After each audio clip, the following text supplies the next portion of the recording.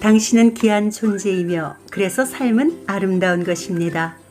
가치 있는 삶은 여전히 마침표를 찍을 수 없는, 마침표를 찍어서도 안 되는 축복된 여정임을 깨달아야 합니다.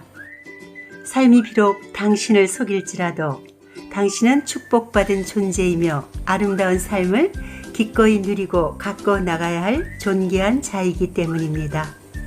안녕하세요. 시와 책의 향기가 흐르는 낭만 카페입니다. 오늘 소개해드릴 책은요, 워싱턴 포스트지가 선정한 세계에서 가장 영향력 있는 두 여성 심리학자가 쓴 부서진 삶의 위안이란 책입니다. 다양한 시련과 위기, 전환점을 맞고 있는 사람들과 오랜 소통을 하며 치료 방법을 찾아낸 과정을 역설한 책이죠. 오늘 읽어드릴 내용은요, 잠재력 알 수 없는 나를 만나다 라는 부분입니다. 그럼 책 속으로 빠져보실까요?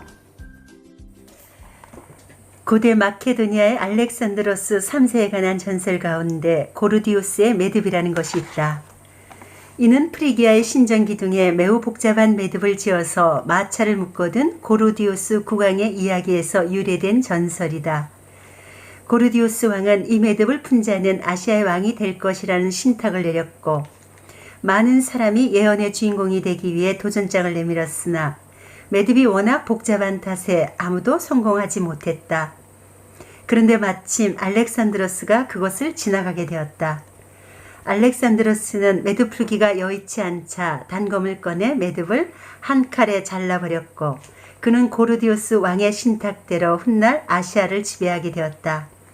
현재까지도 널리 회자되는 이 이야기는 어지럽고 복잡한 문제일수록 쾌도난마의 명쾌한 해결 방식이 필요하다는 의미를 담고 있다.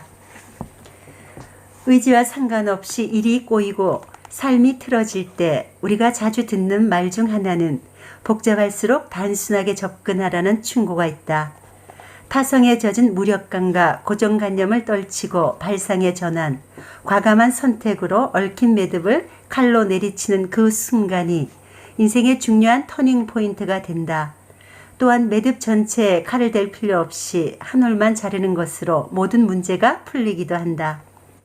여기서 중요한 것은 어떤 방식을 쓰느냐가 아니다. 중요한 것은 인생에서 오랜 시간에 걸쳐 굳어진 사고와 자세를 의심하며 지난 시간 속에 진정한 자아를 찾고 다가올 내일의 새로운 변화를 시도할 수 있는 용기이다. 어려운 수학 문제를 풀 때 정답이 하나라고 해서 풀이 과정도 하나뿐인 것은 아니다.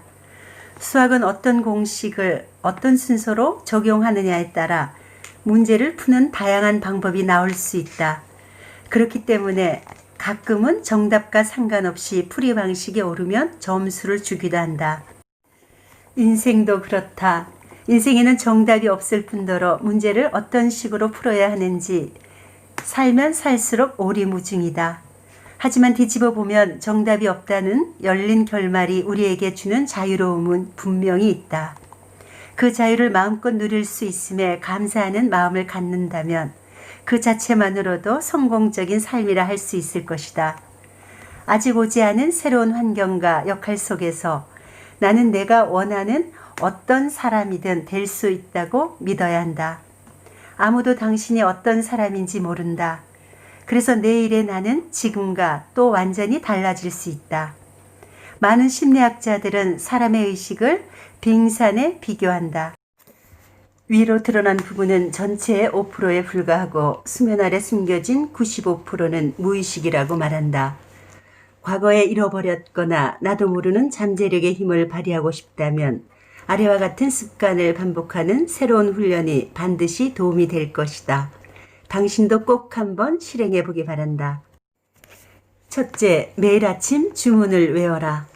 매일 아침 일어나면 자신에게 주문을 외워보자. 나는 무엇을 간절히 원한다. 나는 반드시 하게 될 것이다. 이렇게 작은 소리라도 스스로 주문을 외워주면 가슴 깊숙한 곳에 숨어있던 무의식이 그 소리를 듣고 무한한 잠재력을 발휘할 것이다. 둘째, 자기 전에 명상해라. 명상이란 외부 활동에 대한 의식을 멈추고 모라의 경지에 도달하는 정신 활동을 의미한다. 명상을 의식이 또렷해진 상태에서 잠재된 의식 활동을 더욱 민감하게 만들어준다.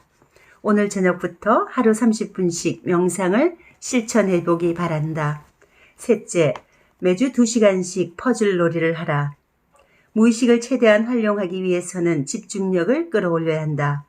매주 2시간씩 큐브 놀이를 하며 색깔을 맞추는 데 집중해보자. 시간이 지나면 뇌의 긴장이 풀리면서 집중력이 크게 향상될 것이다. 넷째, 떠오르는 영감을 손글씨로 기록하라.